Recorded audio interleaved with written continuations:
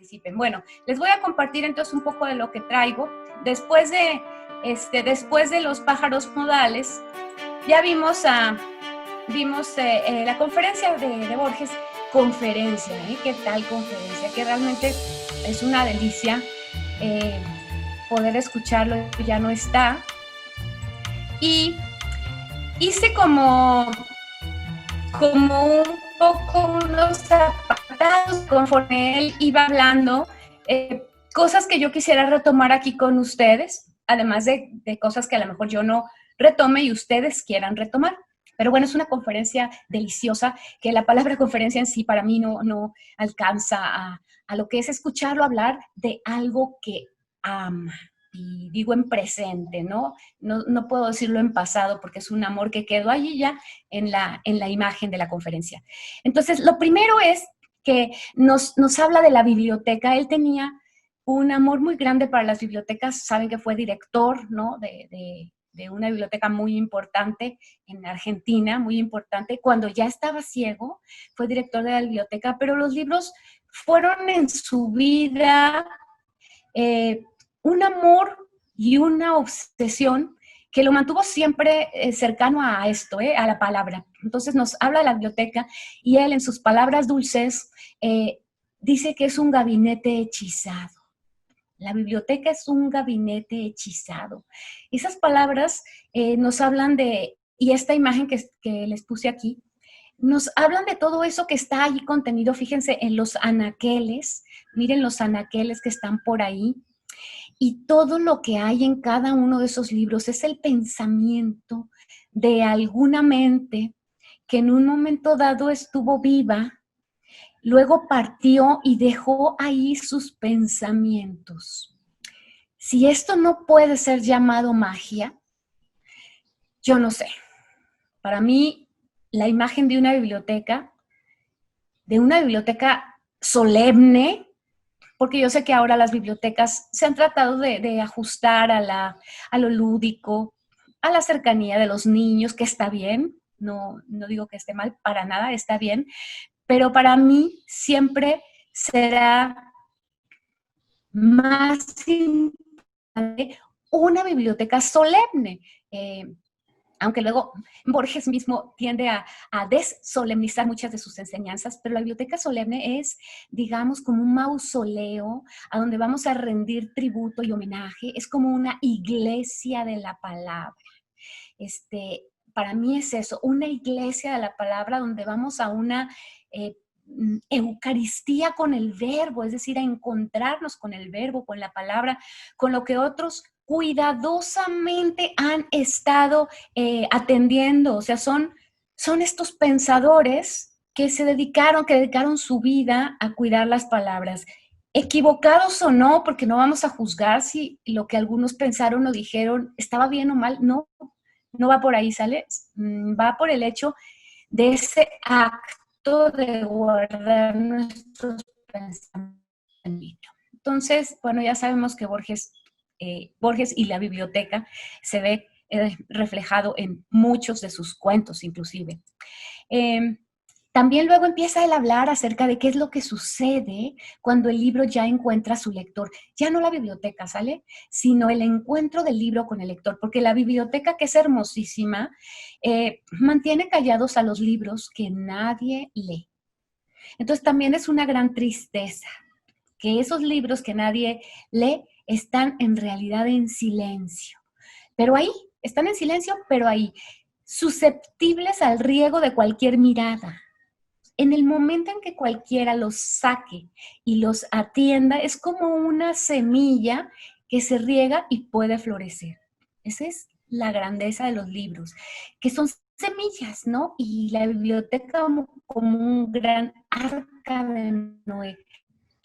¿Quién se atreve a meterse con sus pensamientos, con el del lector? ¿Quién puede?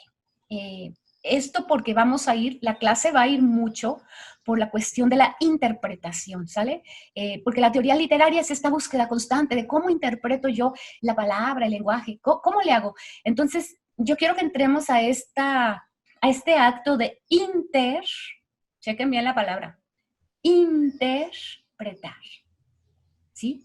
O sea, interpretar que hasta ahora ha sido en las escuelas como una materia en la que hay una palomita si lo haces bien y una cruz si lo haces mal, que es tremendo, porque ¿quién se mete con la interpretación del lector, ¿no? ¿Quién se atreve a decirle bien o mal? Si él estaba pensando en algo y leyó la frase y eso hizo una cierta conexión, ¡pum! ¿Quién se atreve?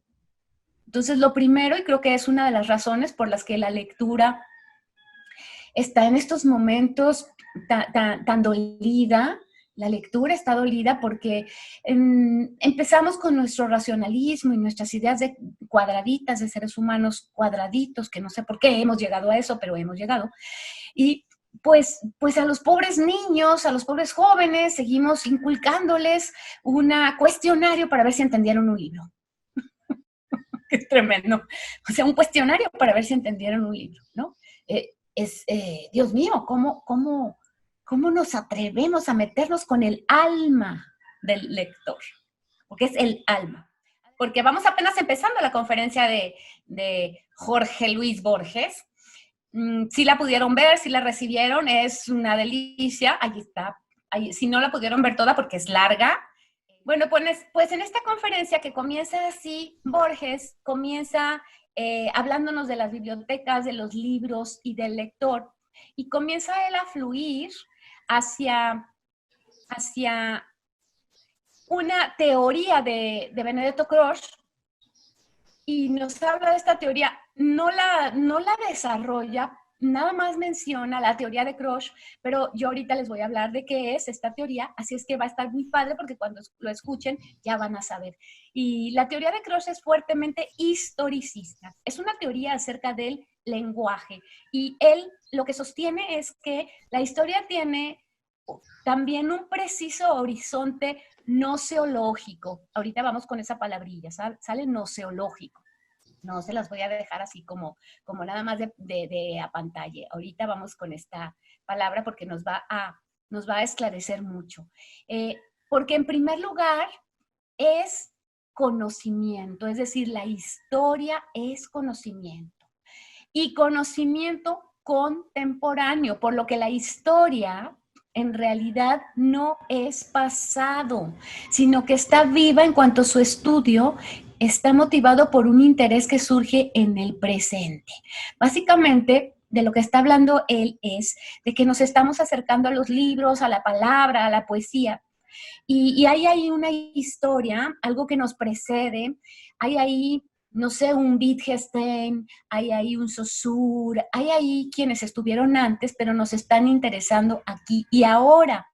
Es decir, esa historia vista a través de una línea horizontal con un principio y un fin, lo que Croce y Borges lo toma aquí en su charla, lo que Croce quiere decir es que estamos como en una especie de espiral. Yo quisiera que se imaginaran esta espiral. Nosotros somos eso que va hundiéndose y necesitamos estar abarcando como en un gran círculo amoroso todo lo que fue la historia, pero no como línea, ¿sí? Sino como presente. Voy a quitarles para que vean mi mano y, a ver, así más bien, yo estoy acá, yo estoy en el centro, ¿sí? Pero la historia tendría que ser esto que se empieza a desarrollar, si ven que lo estoy haciendo más grande. Entonces yo estoy en el centro, de manera que desde aquí yo estoy contemplando la historia como algo que me abraza, como algo que me abarca, como algo donde yo estoy contenido. Fíjense qué diferente a tomar la historia como algo así, y pues yo estoy aquí, y acá está mi pasado. ¿Cuánta distancia tengo de mi pasado si yo contemplo la historia y todo el estudio del lenguaje y todo lo que se ha dado? ¿Cuánta distancia hay de mi pasado si yo la veo así? Qué diferente a que yo estoy aquí, siempre la historia está cerca porque me está rondando. Y si acaso hay distancia, nunca será tanta distancia como la de una línea, porque siempre voy a estar como si fuese el sol y dentro de la irradiación de esa luz de la historia. Entonces, sigo.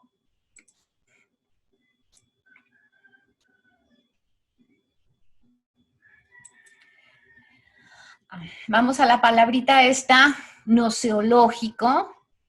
Y pues acá les presento la imagen de mi pantalla, porque yo me fui a buscar el término, de repente me hizo como ruido, no lo pronunció Borges, por supuesto que no nos hubiera hecho eso, nos hace otras cosas en la conferencia, nos habla en latín y en otros idiomas, pero esto no nos lo hizo, esto fue la Wikipedia, aquí, nociológico, ¿qué es nociológico? Bueno, pues aquí llegamos a la búsqueda, ya otras veces les he demostrado que qué extraños somos los seres humanos, buscamos nociológico, nociológica, y nos dice adjetivo de la nociología o relacionado con ella. Entonces, así están las cosas en esto de la búsqueda, y pues yo dije, no, vamos a seguirle, vamos a seguir buscando, y entonces ya se llega, por fin, a que la nociología es la teoría del conocimiento, ¿sí? Es la rama de la filosofía que estudia la naturaleza, el origen y los límites del conocimiento. Como estamos hablando del lenguaje, ¿sí? Como estamos hablando de la palabra, en realidad la palabra es la que nos ha acercado al conocimiento. ¿Por qué? Bueno, estábamos hablando hace rato, sin que Borges hubiese hablado para nada de la escuela, bastó que yo hablara de que en la escuela no nos llevaban enteramente esta pasión a la que nos puede llevar una biblioteca, un libro, una búsqueda personal, una inquietud, una curiosidad. Bastó que yo hablara de eso para que inmediatamente la conversación empezara a girar en torno a nuestro juicio o defensa de lo que es el sistema escolar, ¿no? Pero a donde yo quería llegar es a esto, ¿sí? Es a través de la palabra, es a través de esto que yo estoy haciendo, que es hablar y usar un código compartido, ¿sí? El código con el que yo me estoy comunicando con ustedes porque hablamos español. Un japonés no estaría entendiendo absolutamente nada, aunque de lo que yo hablo, él también lo viva, lo experimente y lo sienta.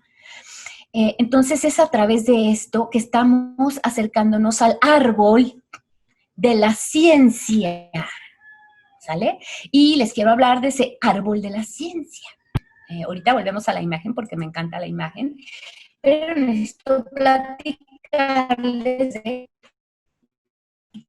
Este libro es un libro de Fraser, como siempre les gusta que les diga el título del libro, ahorita lo pongo ahí abajo. Se llama El folclore en el Antiguo Testamento, ¿sale? Fraser fue un antropólogo, hoy es imprescindible. Fraser es imprescindible cuando estudiamos mitología, pero también es imprescindible cuando queremos entender la cuestión de las historias. Les voy a poner aquí el folclore, se los pongo, folclore en el Antiguo Testamento.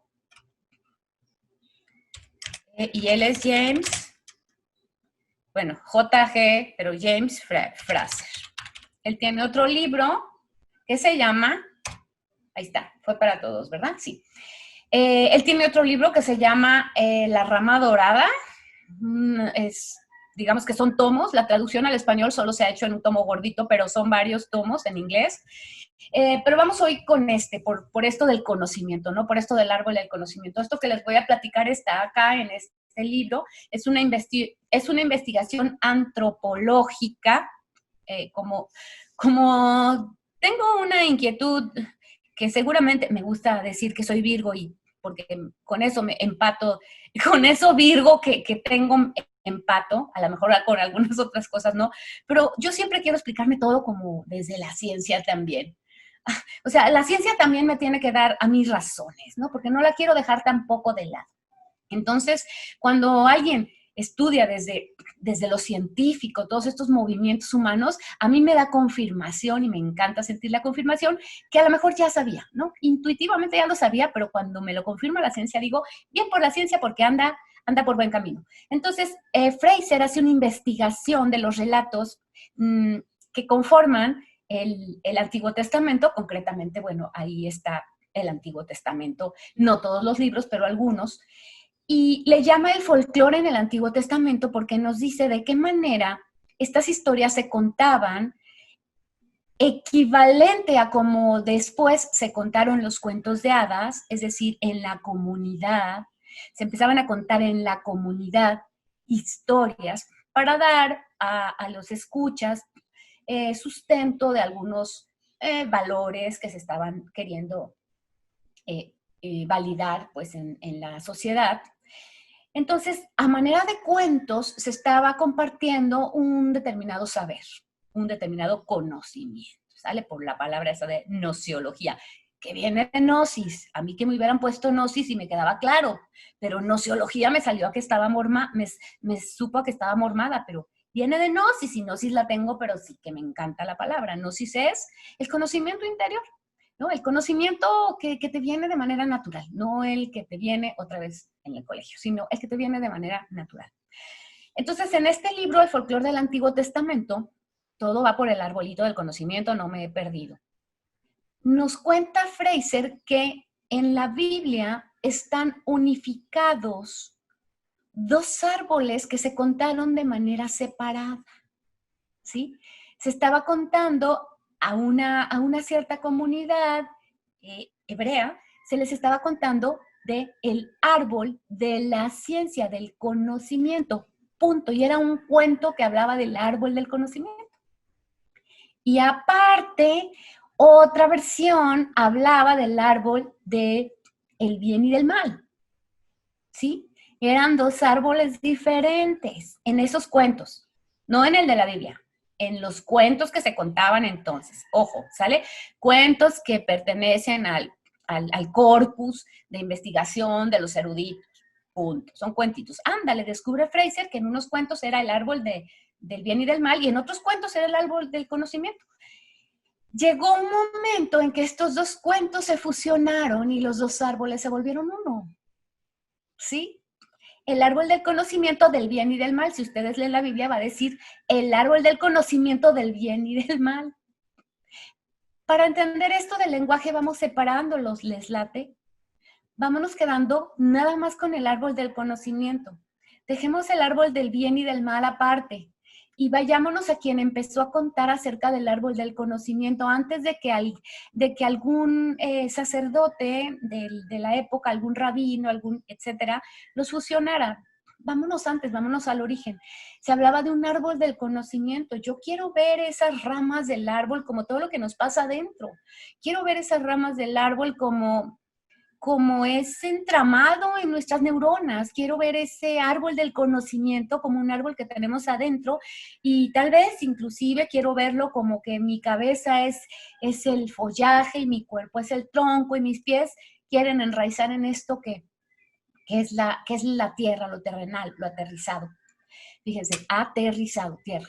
Entonces, bueno, pues me encantó, vuelvo a la imagen, porque por eso les puse dos arbolitos. Y por eso en uno, siento que un árbol nos da la idea como de luz y el otro nos da la idea de oscuridad en estos dos arbolillos. Si se fijan, este árbol que vemos primero tiene estos dos ángeles abajo, toda esta luminosidad y estos frutos, que en realidad son los frutos del saber, ¿sale? Si nos acercáramos más, veríamos ahí que los frutos que están ahí reflejados son todos los frutos que luego aparecen en la cábala, ¿no? En el árbol de la vida, ¿sale? Porque la cábala tiene algo que se llama el árbol de la vida y tiene unas esferitas llamadas sefirot, que son esos frutos. Pues bueno, es hermoso ver cómo todas estas cosas se cuentan de una y mil maneras, pero es lo mismo. Entonces, yo sí quisiera dejar el árbol del bien y del mal para no hacer juicio de nada, sino simplemente ir por el fruto.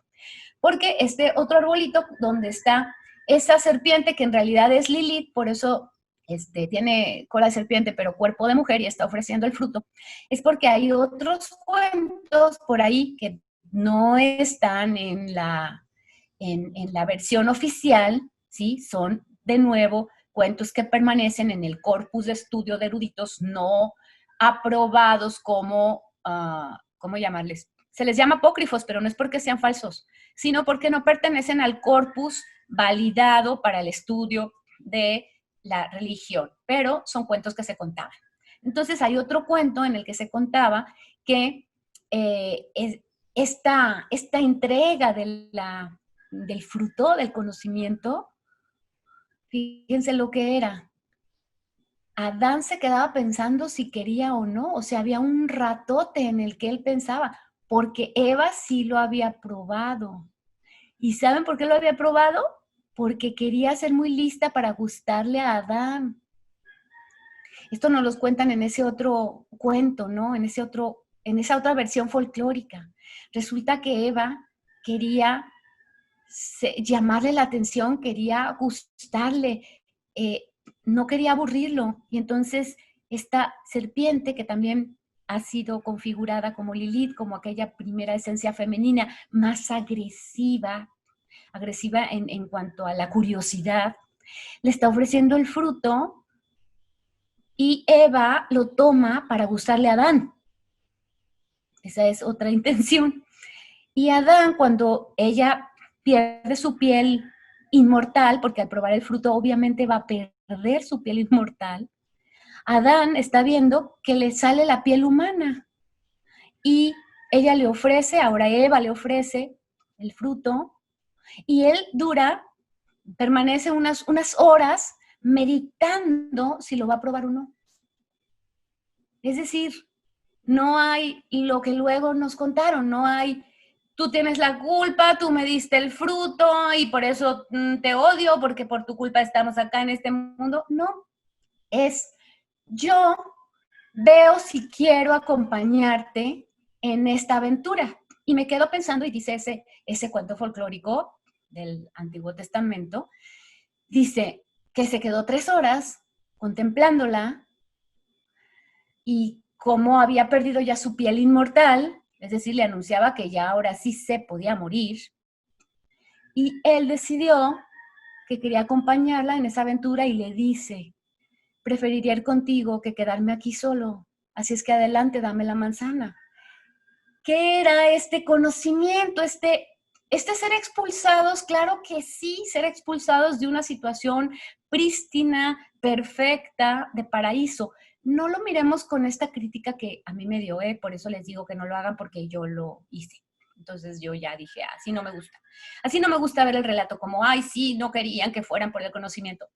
Mejor veámoslo como, es obvio que cuando vamos por el conocimiento, entramos a un reino de muchísimas dudas, de muchísimas preguntas, entramos a un reino de muchísimos cuestionamientos y somos expulsados de ese primer Edén. Y ya vamos a esa tierra llena de cuestionamientos en donde nos asombramos de la belleza, pero nos entristecemos de aquello que no, de aquellos que no entienden, y nosotros mismos, que no entendemos también, porque no es nada más los otros, también a veces nosotros somos esos otros de alguien más. Como decía Sócrates, es que yo soy el tábano de otro. O sea, tábano era un mosquito que molestaba. Y todo esto no es que lo diga Borges, pero es que Borges de repente suelta cosas y hay que ir por estas cosas que suelta. Hay que pausar y decir, a ver, esta palabra que dijo que Benedetto Croce, vámonos con Benedetto Croce. Y Benedetto Croce, esta palabrita, vámonos con la palabra, como en una búsqueda, como en un como en un laberinto. ¿Se acuerdan que les dije en otra clase? Les dije que a veces nos entregan ya muy masticada la respuesta y es como que estás afuera del laberinto y te entregan masticada la respuesta para que no te metas al laberinto. Ya no te metes al laberinto porque la respuesta está masticada. Ya te la dan masticada, pues ya vámonos. Guácala, masticada yo no la quiero. Yo quiero ir al laberinto, quiero perderme, quiero tener miedo. Bueno, no es que quiera, no, ya cuando estás en el miedo no te gusta, pero cuando sales del miedo encuentras la riqueza del por qué temiste, ¿no? ¿Por qué te creías tan wow por acá? Y el miedo, ¿qué te dijo de ti? El perderte, ¿qué te dijo de ti? Deja a los otros con sus propios demonios y tú, el tuyo. Entonces vamos a seguir con la conferencia acá de Borges, que no es la de Borges, pero está basada en la de Borges. Luego van a ver, ay, la maestra, pues hasta dónde se fue si la conferencia decía nada más esto. Bien. Empieza Borges entonces a hablar del lenguaje, ¿no? De esto que el conocimiento nos da, porque porque es a través del lenguaje que nos acercamos al conocimiento. Y entonces Borges empieza a hablar de las palabras, ¿sí?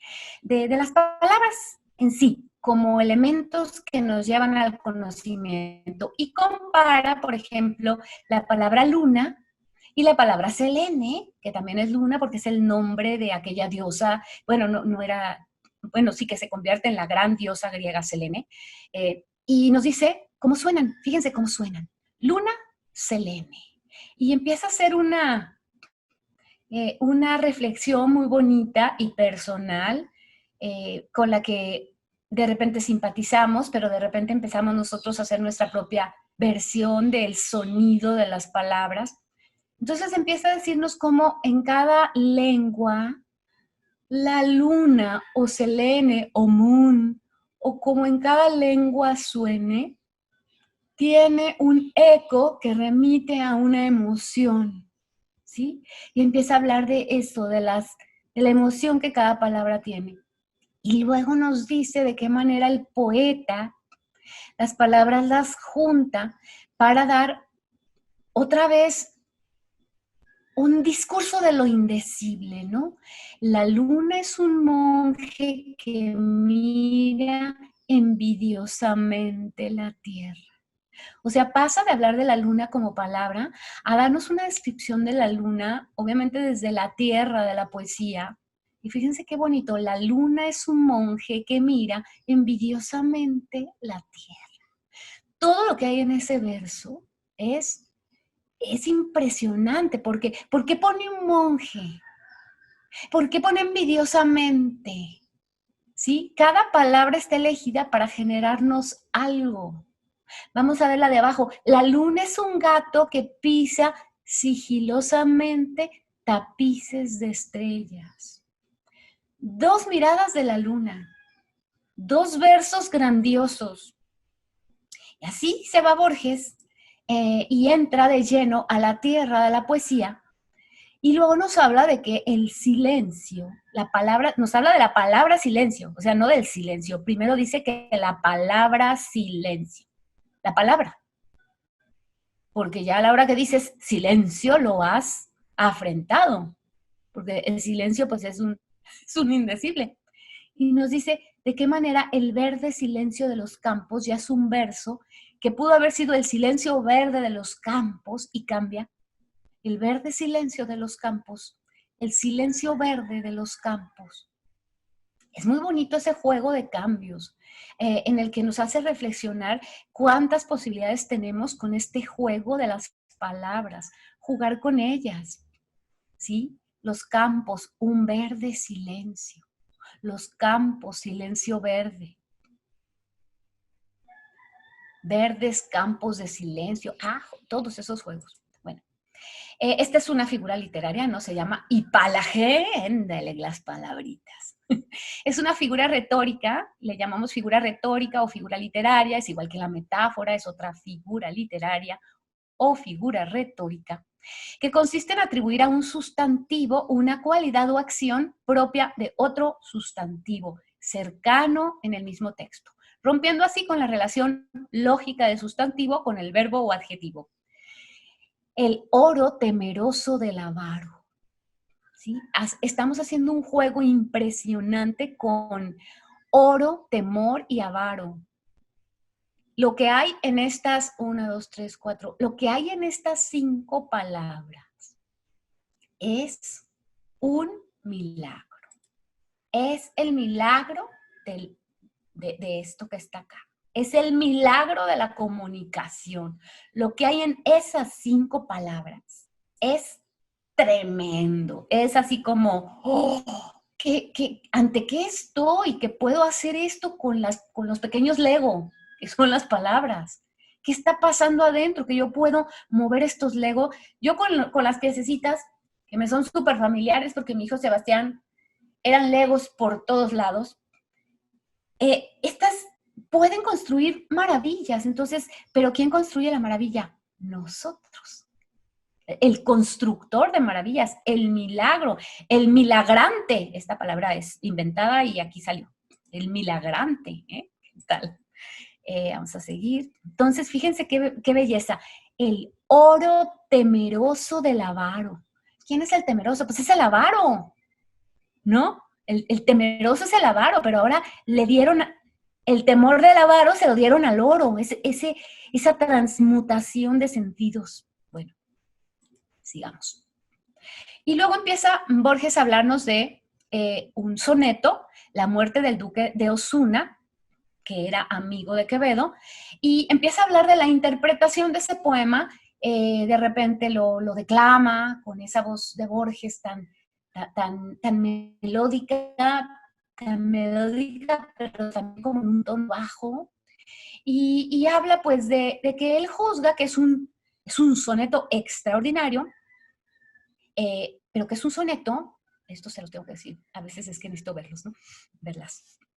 Es un soneto extraordinario, lo exalta, pero dice, era un amigo suyo, y él tuvo que separarse del dolor de perder a su amigo, ¿sí?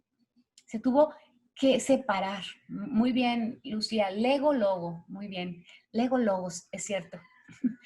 Buena aportación, Lucía. Pero hubo de separarse, que es un poco lo que nos enseñó ayer Vania. Por cierto, que esa conferencia, no puedo sino llamarlo como conferencia, quedó grabada y la vamos a, está en la nube, luego le digo a Lucero cómo bajar de la nube, porque es magistral, ¿no?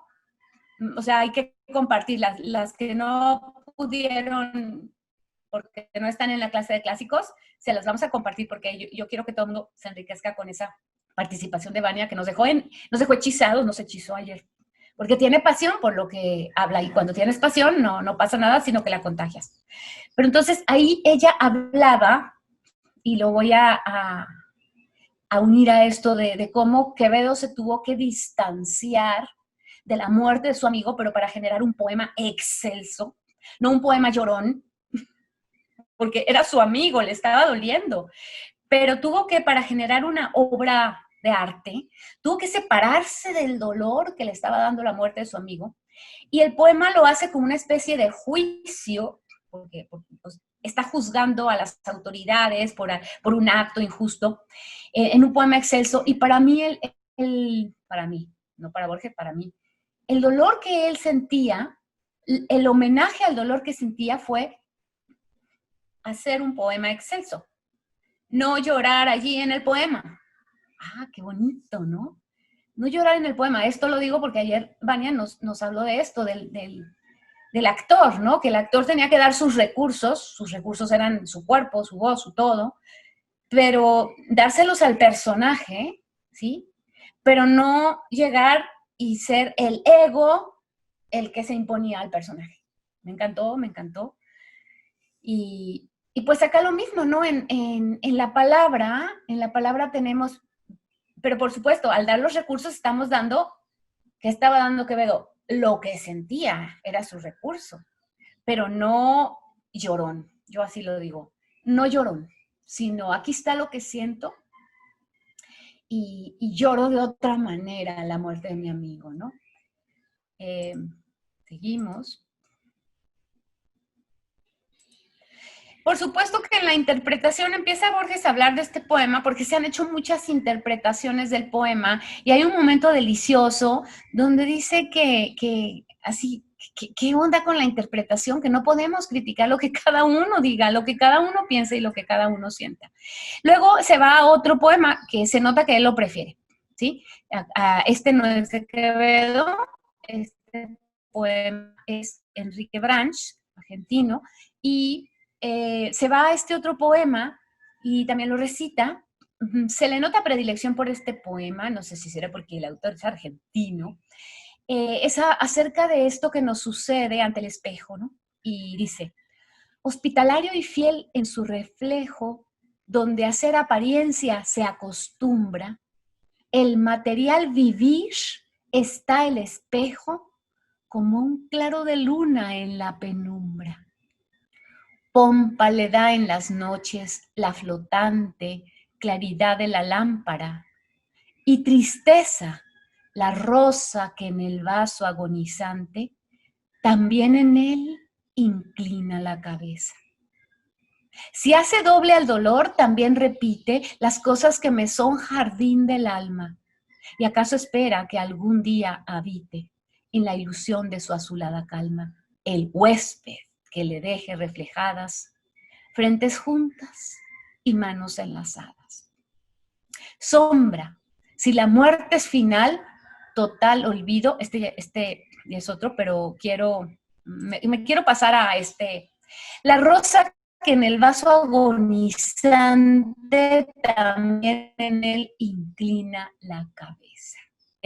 Son dos versos del poema que les leí, que leyó también Borges ahí, y ni siquiera lo adorné. Chequen que no está adornado porque quiero ver qué les pasa con estos dos versos.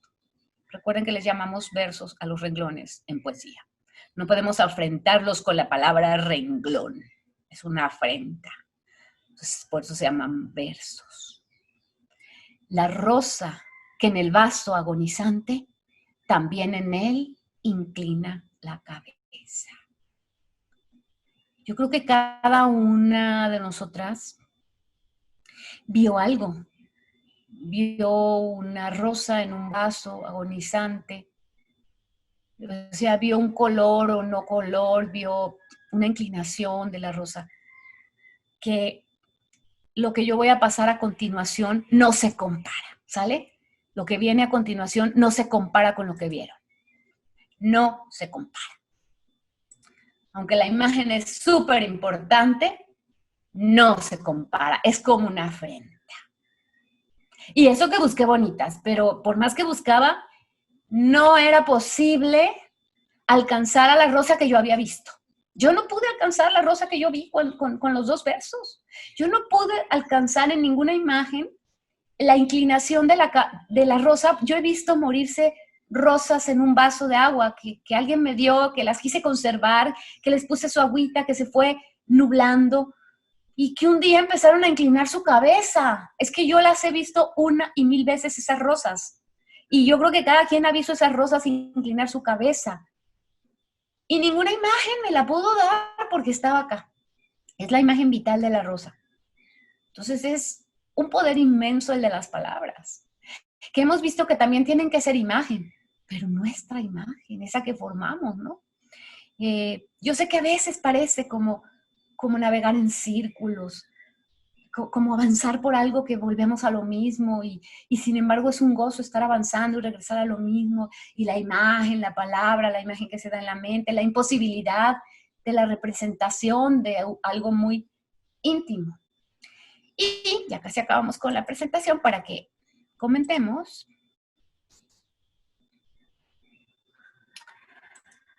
Yo digo que no. Para empezar, no encontré una que alguien hubiera retratado agonizando. Todos querían la rosa fresca. Nadie quería contar de la rosa agonizando. O al menos no en toda mi búsqueda. O al menos no en adjuntar desde la red imágenes. ¿Sale? Al menos desde adjuntar desde la red imágenes, no había una rosa agonizante como la del poema. Y bueno, la conferencia de Borges termina, no aquí, falta otra imagen, pero casi termina con que la belleza está desparramada por tantos idiomas, porque empieza él a decir que en español esto solo se pudo haber dicho en español, que cuando lo quieres traducir ya lo perdiste, porque solo se pudo haber dicho en español, pero también dice, pero este otro verso solo se pudo haber dicho en francés. Este otro solo se pudo haber dicho en este idioma arcaico, en este inglés arcaico. Y entonces empiezas a oír música, la palabra como música, por remitirnos a lo de los pájaros, ¿sale? Los pájaros melódicos. Y luego ya cierra con son 3 plegarias, pero nada más les puse una. Dice, Madre de Cartago, devuelvo el remo. ¿Qué quería decir? Bueno, de repente nosotros, ay, Dios, ¿qué quiere decir? Porque la poesía es así, de repente tenemos que preguntarle, ¿qué quieres decir? Y qué bien que le preguntemos, porque lo básico es la pregunta: ¿qué quieres decirme? Verso: madre de Cartago, devuelvo el remo.